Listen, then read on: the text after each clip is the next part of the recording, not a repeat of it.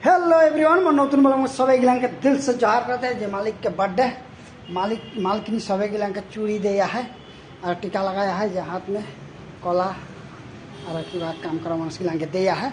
मालिक के दुआ मांगिया है माने अलग ज़्यादा दिन उमेर हो घर के भल से जिये थे बोल के सबै गिलांग के चूड़ी पिंधाया है और फ्लावर दिया है। सबै गिलांग जितना ऑफिस के काम करा गिलांग आले हैं आई के देखते हैं और सबै गिलांग के देते हैं टीका लगाते हैं मैडम।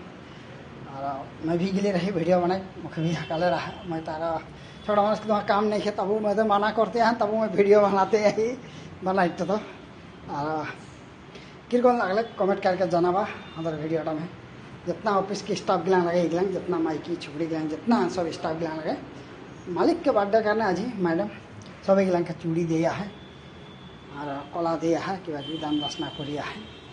वीडियो भल लगे तो ज़्यादा से ज़्यादा शेयर कर देवा।